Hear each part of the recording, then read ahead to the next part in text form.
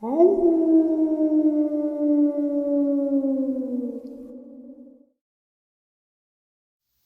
and salutations, everyone. I do hope everyone is doing well, and welcome to today's upload. Before we jump into it, a couple quick links. As many of you know, I rely on Patreon, PayPal, channel membership, and the merch to help the channel to continue to grow and go. Links to Patreon, PayPal, and channel membership is in the description below. Merch is displayed directly under the video. Also, Dogman Frightening Encounters, Volume 1 through 3, the audiobook versions. They were written and researched by Tom Lyons, narrated and produced by me, Jeff Nadolny. Those audiobooks are available on Audible, Amazon, and iTunes, links to which are also in the description as well. And finally, last but definitely not least, if you'd really like to help support this channel to continue to grow and go, simply subscribe. It does not cost a cent. Click that like button. Takes half a second. If you don't want to miss out on any of the informative uploads that I put out daily, click the bell icon. And folks, please leave a comment and share the video. Why? Well, because all of these things, they really do help this channel to continue to grow and go. They definitely do matter, and they are appreciated. And now, everyone, I have taken far too much of your time. Let's jump into today's upload, shall we? Today's upload is very interesting. A gentleman had listened to a couple of different uploads that I've shared. One being a experience in the Canadian Rockies, and that's what made him reach out to me. Also, a experience that I shared just recently in Alaska, and we'll comment on that a little bit later. That was another reason why he wanted to reach out. So, back in 2005, a gentleman who worked for the Canadian Security Intelligence Service had an experience in Lake Chandler, Alaska. And we'll get to that really quick. But he shared some information with me that really blew my mind. There is a man-made island in Canada, northern Canada. It's Rene Levasseur.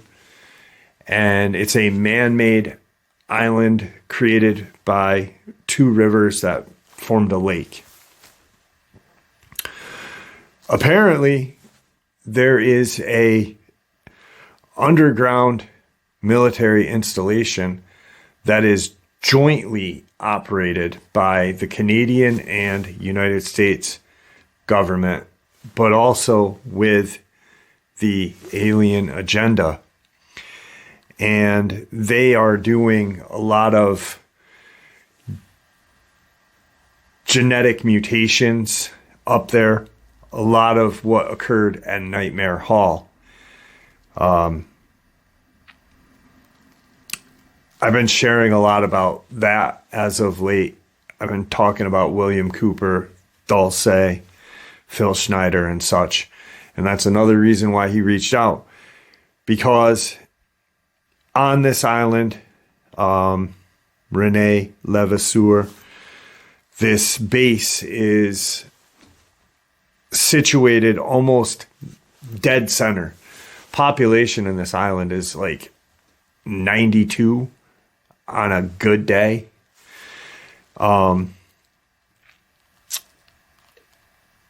the United States government and the Canadian government have been experimenting with alien agenda, the draconian, the gray, with these creatures. I will call them creatures because to me that's what they are. They are demonic. I truly believe that that's what these aliens are demons.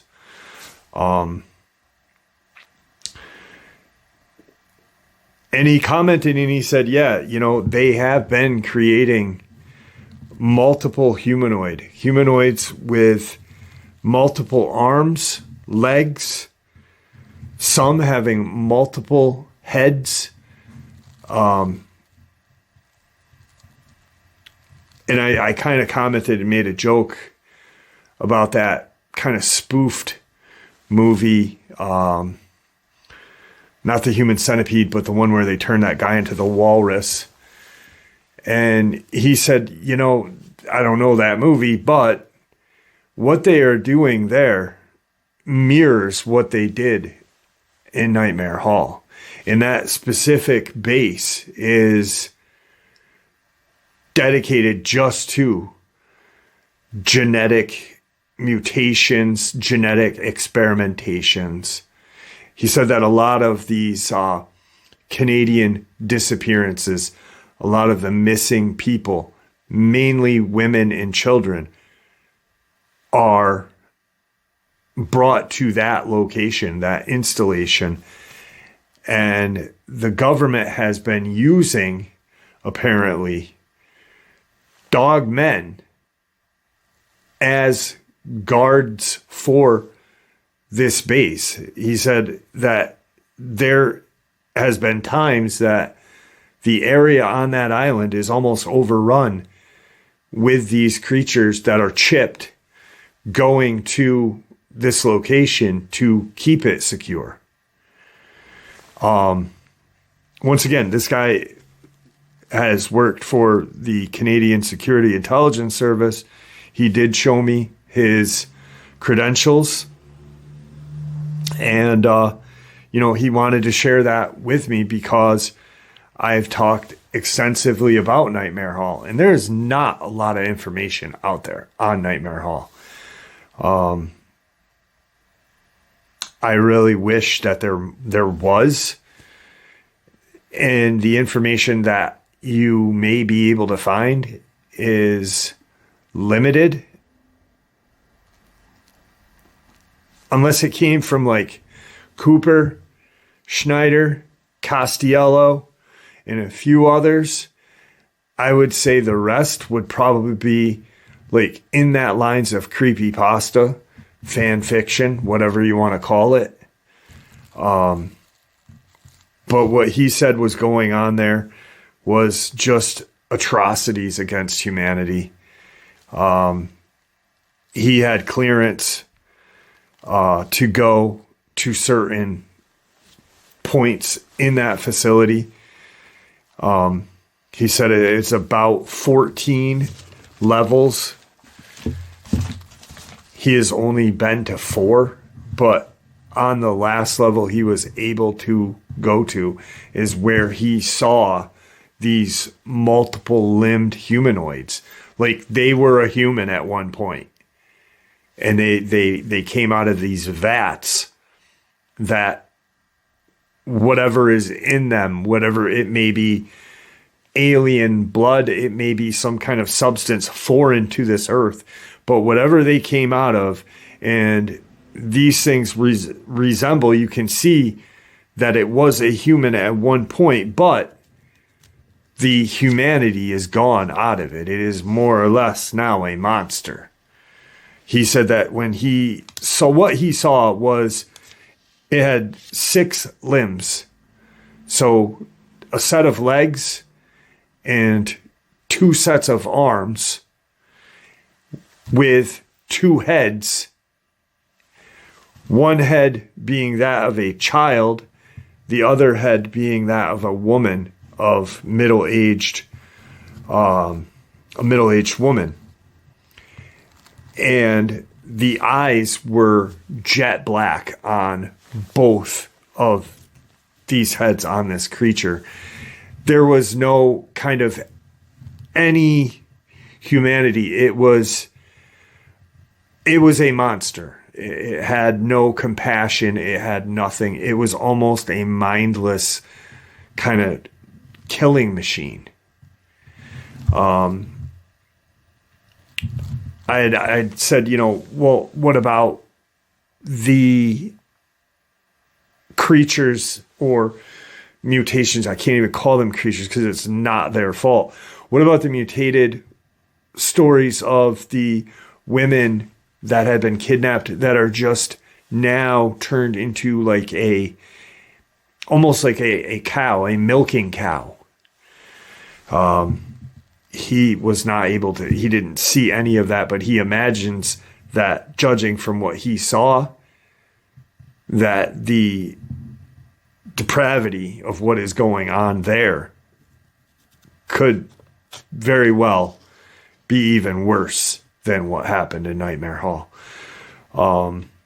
He doesn't know much about Dulce because obviously he is Canadian. But what he has heard about our deep underground military bases that have a draconian, gray, alien agenda is very similar to what is up there. There were 3 or 4 different kind of aliens that he saw up there. And I'll get into that in a second about what I wanted to say. But demonic kind of looking things like the draconian and the grays. But he said there was shorter grays that were maybe 4 feet in height. And then these really very tall, almost 7 to 8 foot tall grays. Nearly as tall as the draconians, the largest draconians, which shocked me because I'm thinking that these, ever since I started reading about the draconians and this and that, I always thought that they were almost equal in strength, size, height, intelligence to the Nordics. But yet there's a gray type that is taller, obviously skinnier. So in this island called Rene Levasseur, there's a military base, a Canadian, United States, Canadian, and alien base there. And what he believes to be somewhere ranging from 14 to 16 stories deep. Created, and the crazy thing about the island is a perfect circle. It is a perfect circle just sitting in this man-made lake created by 2 rivers. That's about as much information as he shared with that on that subject, but I wanted to share that with you because I thought that was really interesting. He's got some files that on what he had participated in as being Canadian security intelligence that he's going to try and get to me. But let's get into his experience that he had in Lake Chandler, Alaska back in 2005.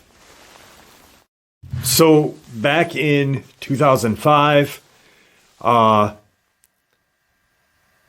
being that he is a Canadian citizen, he does work. Obviously, he has security clearances. He knows people in our government. He was able to go on a hunt, caribou hunting in Alaska. They landed, it was mid-August. Caribou season starts in like August till September. And they landed at the Chandler airport right on Lake Chandler in Alaska. They had brought those canvas kind of lodge tents with them, a portable log stove and such. They were about 5 of them together and a guide that was meeting them up there. So 5 plus 1. And they were responsible to bring their supplies, their lodging, their, whatever they needed, they were responsible for. So they had everything with them. They landed at the airport, which is just a random strip of just a patch next to the lake. So they get everything loaded out and they drive to where they're going to have to trek in. They do have a kind of razor.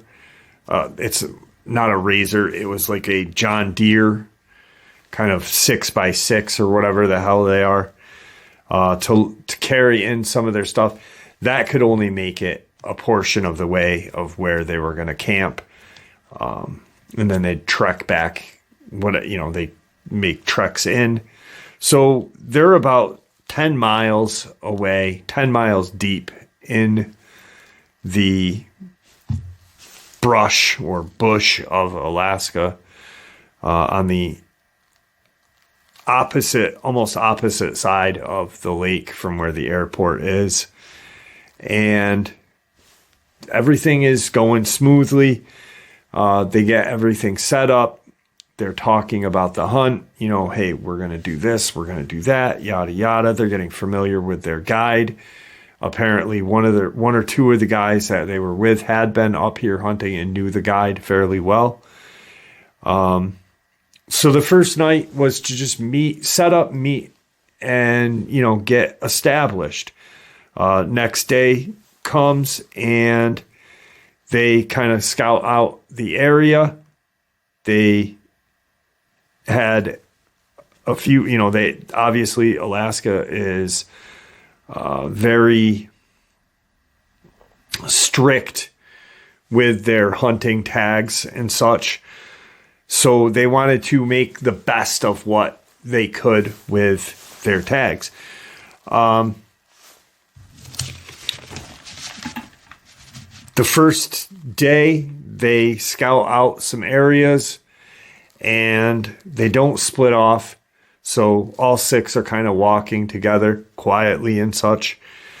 About midday, they do spot some caribou. They spotted a few moose. Nothing of their means yet, nothing to their eye. And it wasn't going to be a hunt day. It was more or less, let's scout out, let's see what we've got, and then we'll figure out, you go here, you go there, and we will hunt. So on their way back to their camp, one of the guys that is also works in the Canadian Security Intelligence, or worked in that CSIS, kind of started to get this weird vibe. Like he felt like something was watching them. And he told the gentleman that contacted me, and they kind of blew it off. Like, maybe the moose or maybe the caribou are scoping us out. This was his first hunt that he had ever been on. He had never been hunting prior to, and he was asked to go with everyone. So he didn't really know, the whole vibe of being out deep in, no man's land, practically. So they get back to camp and he starts telling, everyone else, and he talks to the guide about how he felt like, I think we were being watched.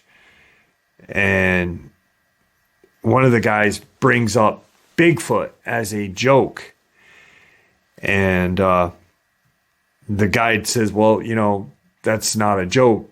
There are Bigfoot, and they are in Alaska. I've never seen one in this region. I've seen other things.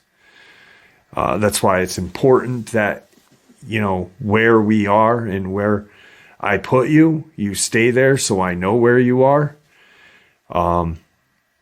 Don't, move from your location, keep your radios on, this and that. There are things out here that will kill you.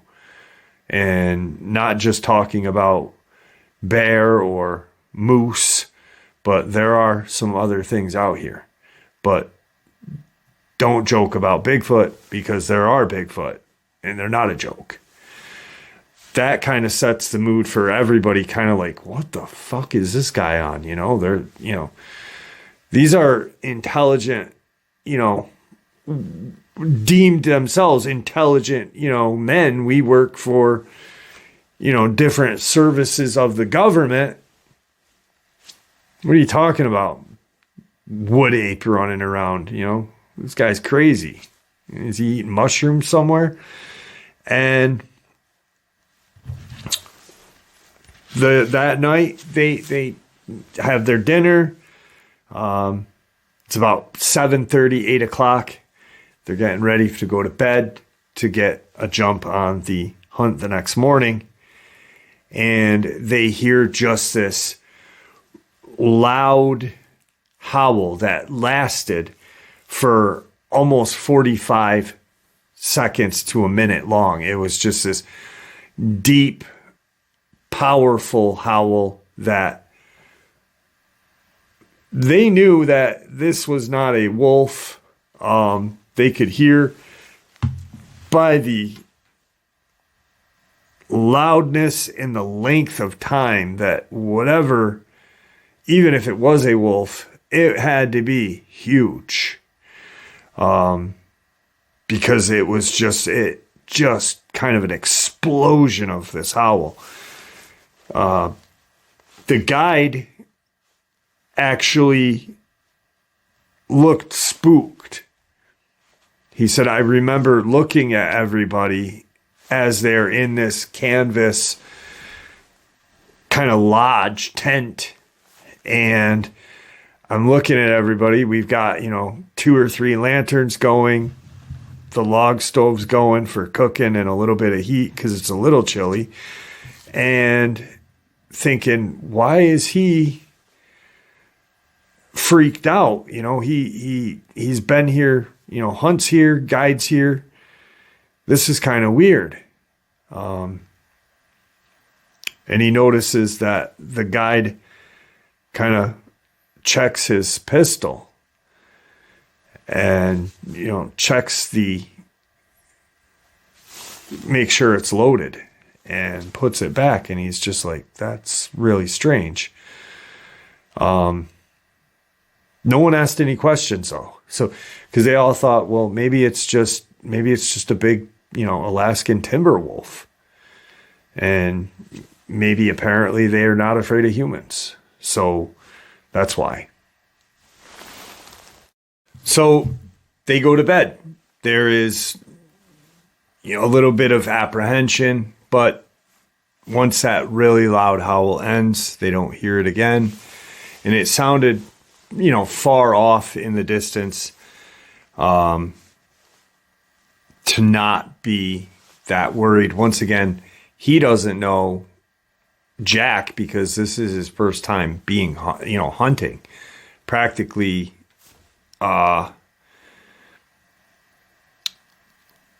his few times being camping at that. He's not a wilderness kind of guy. So they get up in the morning and they get ready to go hunting. They get dressed, have a quick breakfast, and they go out. And the guide, once again, kind of warns them, hey, I said it last night. I'm being honest with you. There are things out here that can hurt you. Stay where I set you. Set up where I set you. And regardless of anything, I will come back and bring you to camp. Keep your radios on. And just, don't do anything dumb. If you need me, radio, and I will come to you. No other person. So there is no deviation from where you stay. I put Jim here, I put Bill here, and I put John there. John doesn't come looking for Jim if anything goes wrong. I will come and help Jim. Agreed. Okay. So he sets everybody up, and they hunt there. That's their spot. They're waiting for, caribou, moose. And beautiful day, and he doesn't see anything. He's nerved, though, from that howl. He remembered that owl all night and all day. And so he'd hear like twigs snapping and, a bird land, and he kind of, freak out a little bit. So they, that day goes by fine. The second day that they're out there, is good. No one got anything.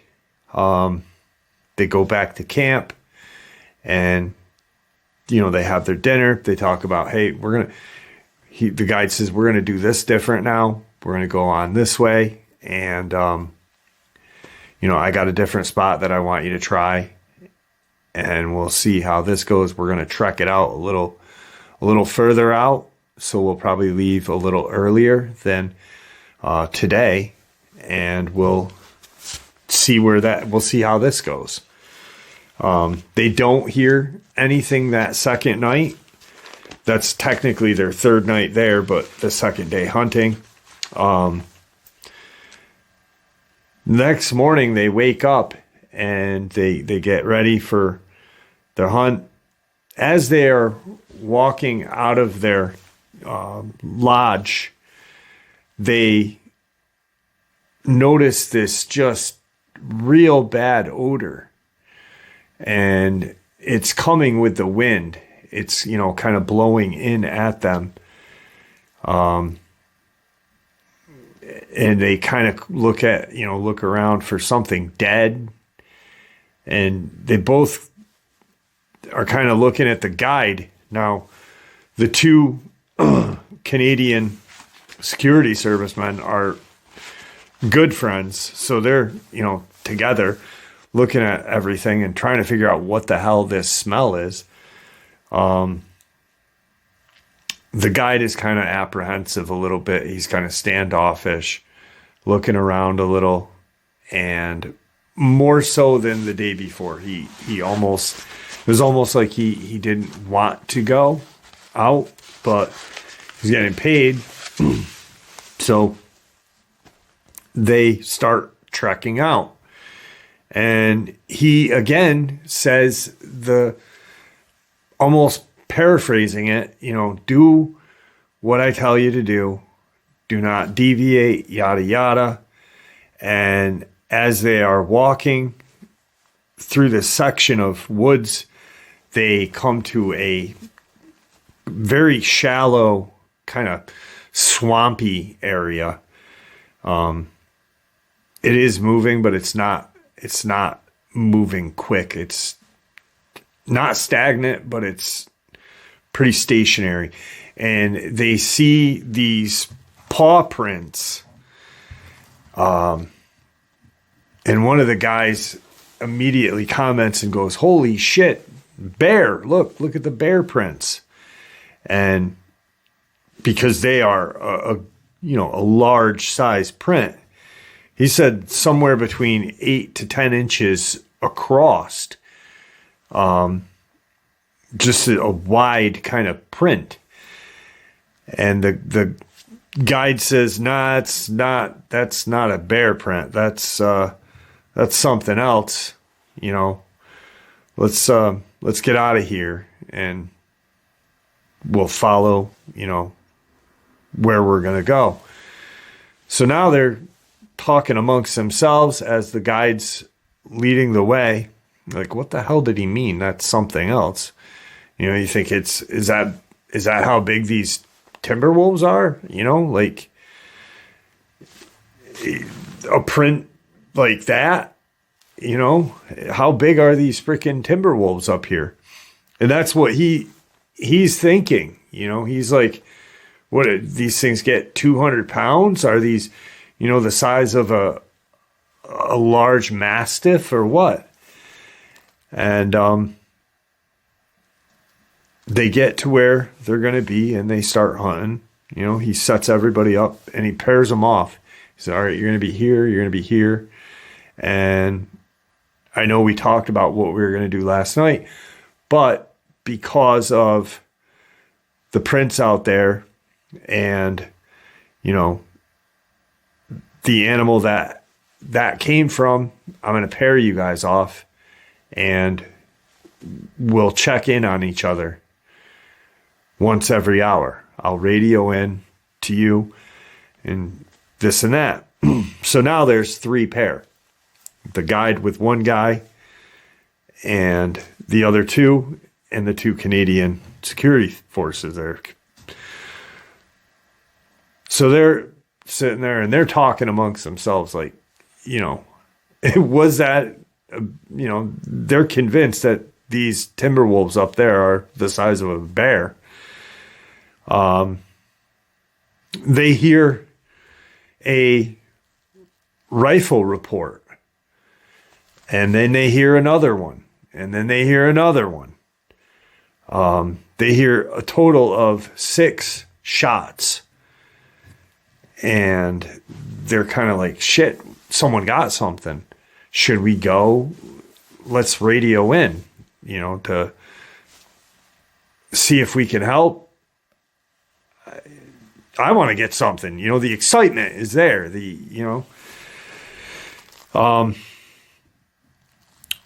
As they are talking and they're like, you know, let's radio in and see if anyone needs our help, you know, to drag this thing in or gut it or whatever.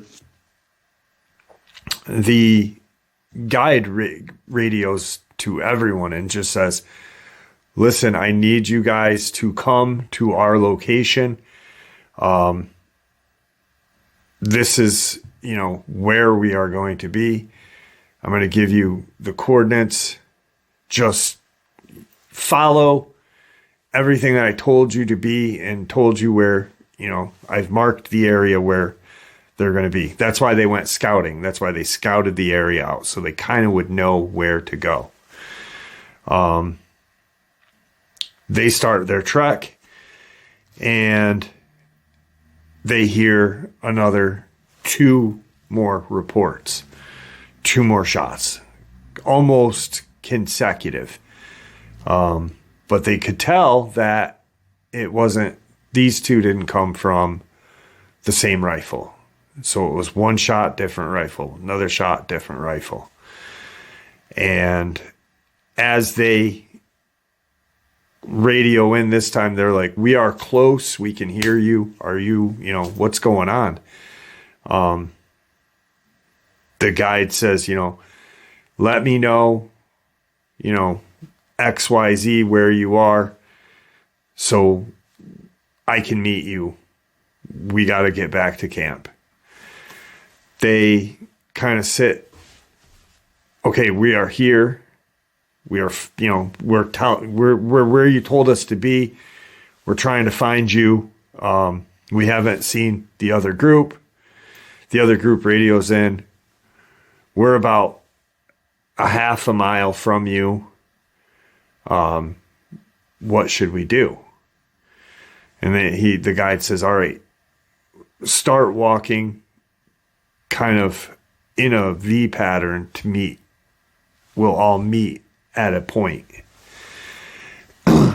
About 15 minutes goes by and the guide and the guy that he was with are not there, but the other paired off group meet up with the 2 Canadian guys.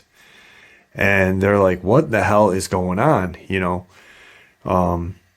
do you think they got a bear? Do you think they got a moose? Do they need our help dragging it? Why are they having us come? Why is he having us come to them? What is going on? As they're talking amongst themselves, they hear a bunch of racket coming from the woods ahead of them. And they're kind of like, what the hell is that? They all at one point kind of pull up their rifles and take aim. And the guide is now running. They can make out that it's the guide running full bore towards them. And he stops. They immediately, the second they realize it's the guide, they, put their rifles down. But they're like, where's the other guy that, you were hunting with? What's going on? And they can see that he's just shook by something. He said, we have to get out of here.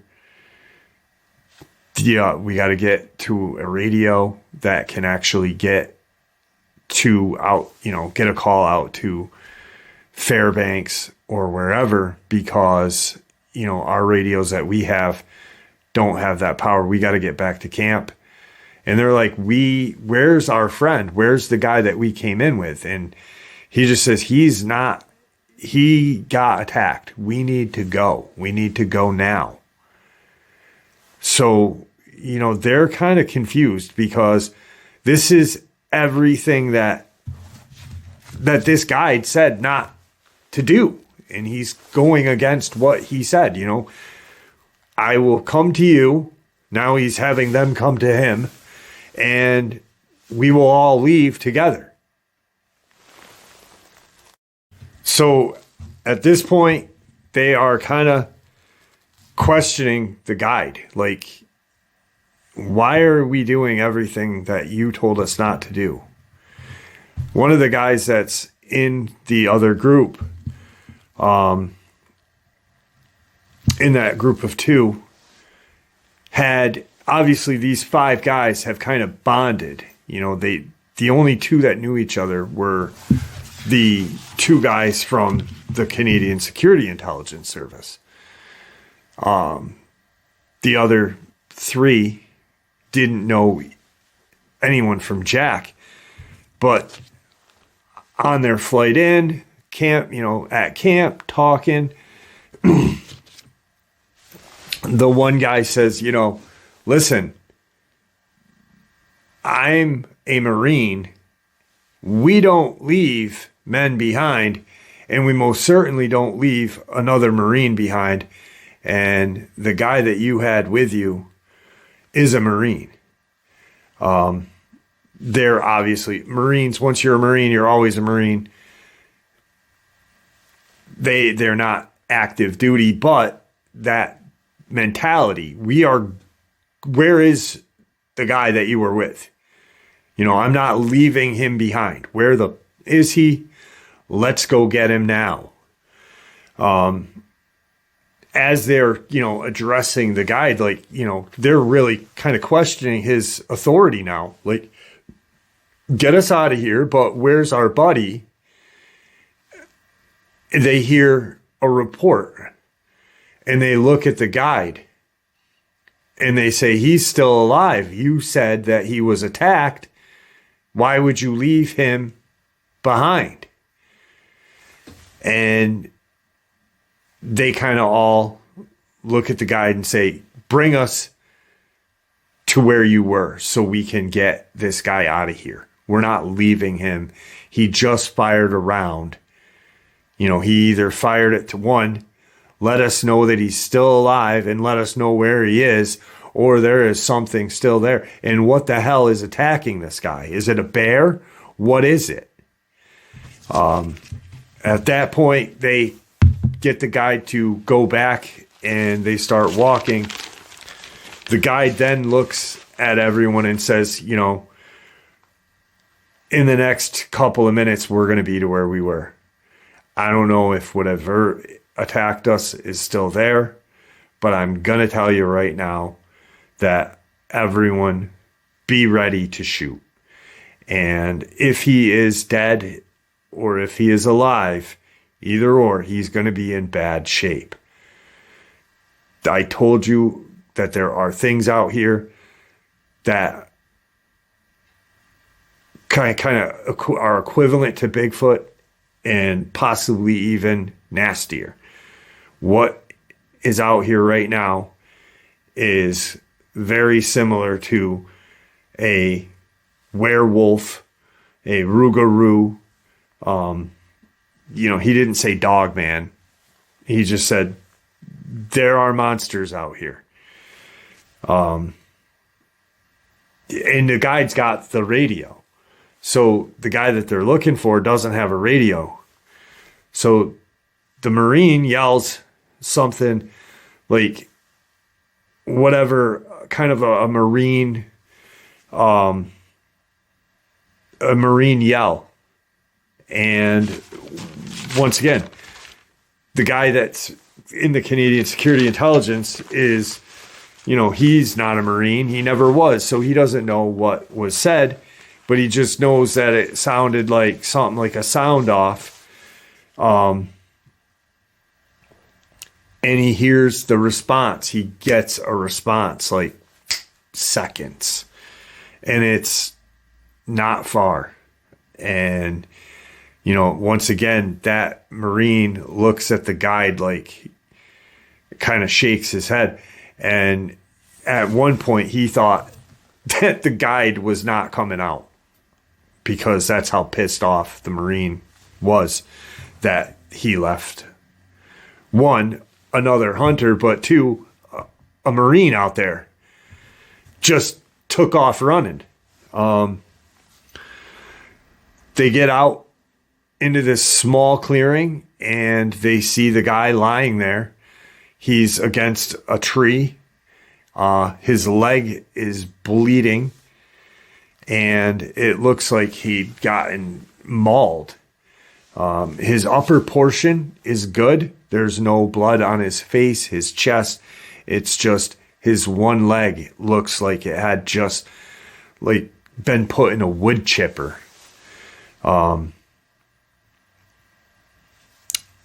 They go up to him and they're now like, we can't leave him. He's going to die. If we leave him, he may die on the way out, but we're not leaving him. They tie off his leg above where the main wounds are, and they're getting ready to, drag him out of there. They're, making do with what they have. They tied off his leg with a shirt, and now they're,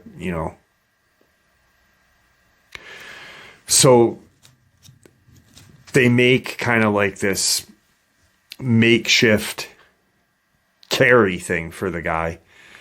They get him loaded up on that, and he's got his leg elevated. So his head is, his legs are elevated. They're trying to keep him from bleeding out. And they're walking. They don't see anything. They're talking to the guy, but he's talking kind of gibberish. He's not making sense. He's not saying like, I saw the Dogman. He's just not coherent there. They start walking and they're about 2 miles into their hike. So they've got at least another hour to their camp. And they hear just this smash kind of coming through the woods off to their side. And the guy who had gotten mauled just starts losing it. He had shot kind of his rifle. He's, everyone has their rifle. He's got his rifle and he shoots kind of like behind. And they stop and they're like, what the hell, bud? Take his rifle. They don't want to get shot, but they're like, what the hell is that noise? The Marine that is now went back for the other Marine there, he's now kind of in charge. And he looks at the guide and says, what is hunting us? What is out there? How do we stop this? Are we gonna get out? Is it gonna come after us? Is it because it smells his blood? We got to kill this thing. The guide just says, I've only seen one once before, and it had taken down a moose. Just one had taken down a full-grown moose, which he, made it seem impossible. They hear another kind of smash through the trees, and they kind of stop and start looking around. It's not throwing stuff. It's almost like it's purposely making these noises. They keep walking. They pick up pace a little. Each time they stop to check on the guy who had gotten mauled, there's this just kind of smash through the trees and then silence, almost to like let everyone know, hey, I'm still with you. It's not like it's throwing a rock or throwing sticks. It's just almost like it's just pushing into trees to kind of creep these guys out or freak these guys out.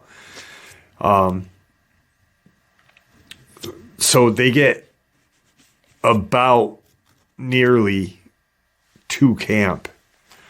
They stop their last kind of stop to check on his leg to make sure that he's still alive. And right as they make their stop, they automatically now expect to hear that crashing sound. But they don't. And they're already turned, because they've heard that crash 3 or 4 times now. So they're already turned, and their rifles are raised at where they anticipate that crash to come from. As they get ready to do that, they see something off to their peripheral, and it kind of shoots by them through the woods. So they're looking and they see it and they turn, and that's the way they got to go to camp. So this thing is now heading toward their camp before them. But keep in mind, once they get to their camp, they still got to get out they still got to get into that 6x6. They got another whatever hour walk to the 6x6, and then a good drive to get to where the airport would be, to where base camp or where the guides setup is. So they're not even close to being out of the woods. And that dawns on them at this point as they see this kind of streak of brown running past them. That really, they're like, we've got a long way to go. You need to start leveling with us. And what are we going to do to get the hell out of here?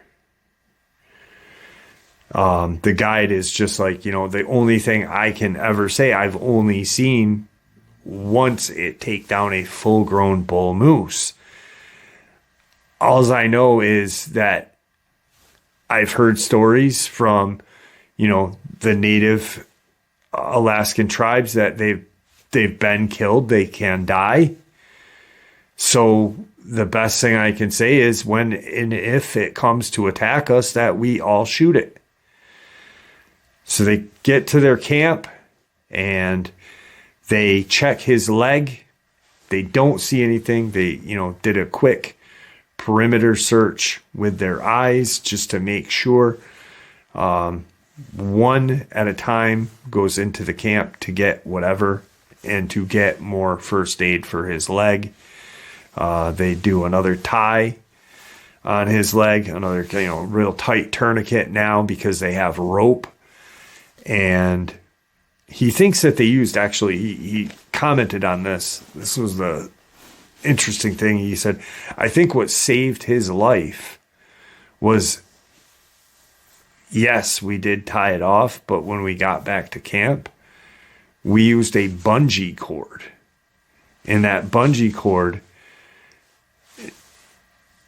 it cut off so much blood circulation to his lower leg that he did lose his leg, but he didn't bleed to death.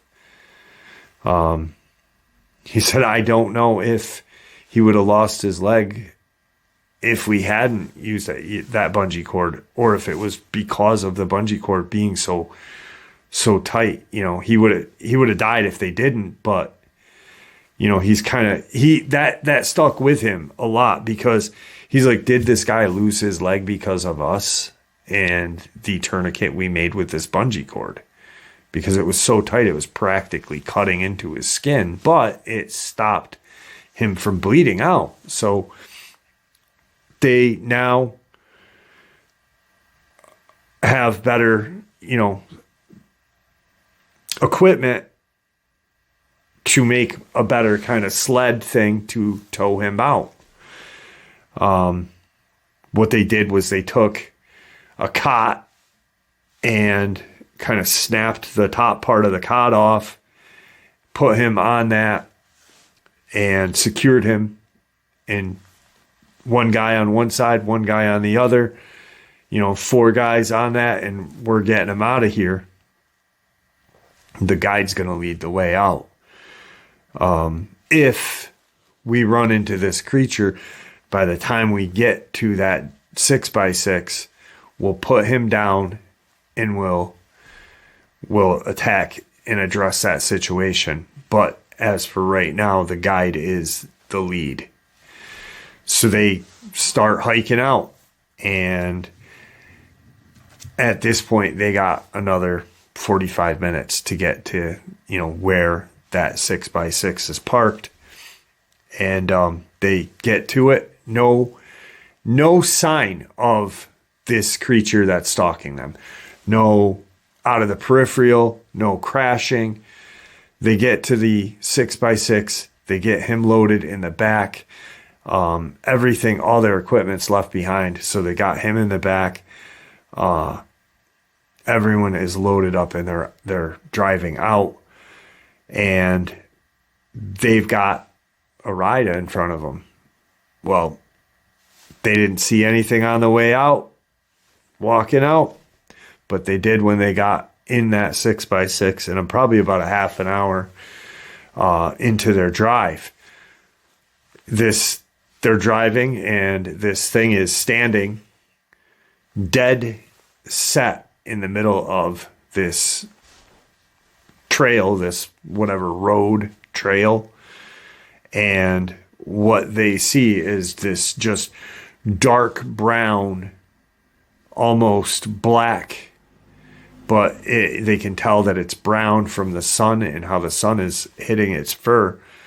Large canine creature. Its tail is, you know, almost touching the ground, hocked legs. Its arms and feet, or arms and paws, are almost, you know, to its knees, and it's hunched, and it's almost expecting them to come. It's staring them dead on, like face to face. Hey, I'm right here. You know, you got one place to go, and that's through me. And its head is enormous. He said that was the one thing that when they first saw it, was the body of this thing is huge, but the head was just almost unbelievably just. And he said, I don't know if it was because of its, you know, how its face was and how its teeth structure was, but it seemed like its head was just so much bigger than its body, but it wasn't. But that's how it seemed because of its teeth and its claws down by its side. They stopped, and the one Marine that is tending to his fellow Marine, they all peek up and look, and they all immediately just start shooting. He doesn't know if the guide shot. They kind of lost a lot of respect for the guide. He said, I don't know if the guide shot at all. He goes, I heard just a lot of, shots coming. They were shooting bolt action, but serious rounds. So, what a magazine and a bolt action, or a bolt action, 5 rounds each.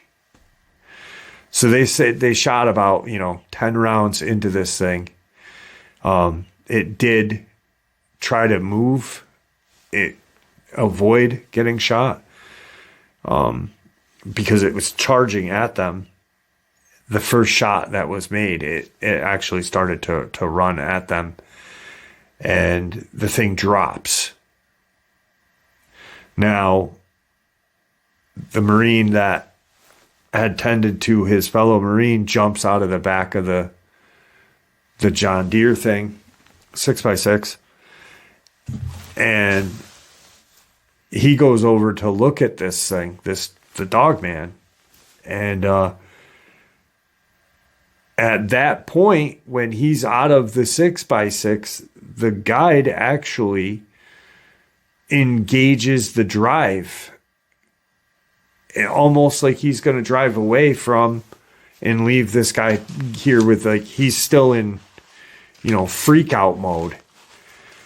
They grab the guide and immediately, what the are you doing? Stop. Don't, you're not running shit anymore, pal. And the Marine looks at this thing and says, what in the hell is this? Is this what you saw? What is this? This is a wolf, but it was just standing on 2 legs in front of us. Is it going to change into, they actually were questioning the guide. Is this going to change into a human? Did we just shoot a human? Was this, because they had never heard of Dogman. It's 2005, but these are men that were never into the paranormal. They never, they made a random joke about Bigfoot in the woods. These guys are not, so they're thinking Hollywood, this is going to be, Pat from fucking Chandler that is a werewolf. And he said, that thing's not going to change. It's not a human. Get in here. We got to go. There may be more. There may be 2 more, 1 more. We got to go. We have got to get out of here. It's dead. Let's go.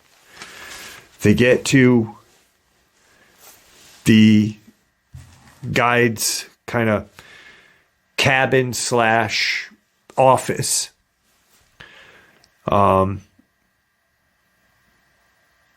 They board, they get everything set, and they get the pilot ready. The pilot had been camped, he had stayed at this cabin, waiting for the return.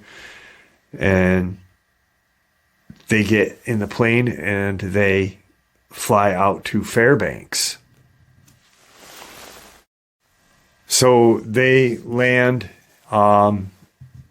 in Elson Air Force Base, and from there they already had radioed in. The pilot had already radioed in, we got a injured man, get an ambulance out there waiting, bring him to Fairbanks Memorial, and we will then, figure out what happened, what's going on. They forced the guide to go because at one point the one Marine wanted to have him arrested for endangerment. Yet there were disclosure papers filled, like, you're going on, I am not responsible for you if a bear attacks you or if you get trampled by a moose. So there's no legalities of that. arrest. He wasn't arrested, but they were then all brought to Fort Wainwright, where they had met with a few people from Homeland Security, and they were separated. So he had never seen anyone other than the person he knew prior to in the Canadian Security Intelligence. He didn't see the Marine ever. He didn't see the guy who had gotten hurt. He didn't see the guide after. But they were questioned about what they had seen and what had happened, this, and that. Shortly thereafter is when he had gotten security clearance for the Rene Levasseur military base. That's when his clearance after this attack, this hunt happened, is when he started to move up in the line, progressing in the Security Intelligence Service. He was, told never to talk about this and never to, address anything other than. He is now out of the CSIS, and he will never enter America ever again. That's why he is comfortable sharing. But this was probably the most unbelievable thing that ever happened to him at that point, up until he was at the Rene Levasseur. And from what he told me in that files that he has, I'm looking forward to sharing that with you.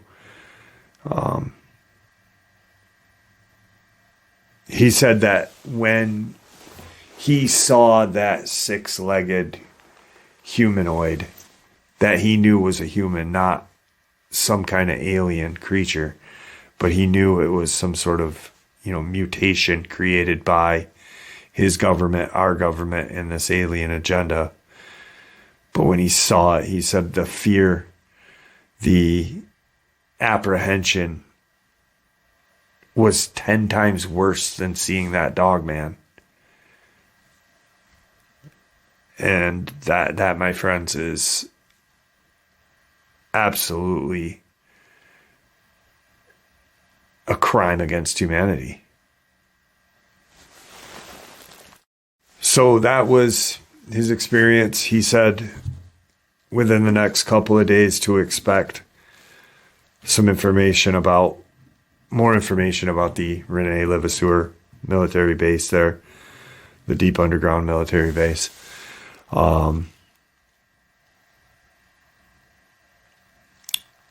He's done. He'd been, out of the Security Intelligence Service for a while now. But that hunt was something that he never thought would. It changed his life in more than one way. It changed his life now knowing that these creatures are out there, but it also set him on a career path that he never knew was going to be possible. He was going to see things that he never knew existed. He said it essentially was a mental burden, but a career and financial gain having that experience and being who he was when he got addressed by Homeland Security. And there you have it, folks. I do hope you all enjoyed today's upload as much as I enjoyed sharing it with you. I'd like to thank you all for supporting the channel. It is, after all, your support that helps the channel to continue to grow and go, and honestly what gives us all a place and a chance to share our experiences and theories judgment-free. Everyone is simply treated with the respect that we deserve. Please, everyone, stay safe, happy, healthy, and ever vigilant, keeping an eye on our children, pets, family, and our friends. These creatures are real. These events have happened. Share this with the people that you love and care about, and it may just help save their lives someday. Until next time, never stop asking questions, never stop searching for the truth, and God bless you all.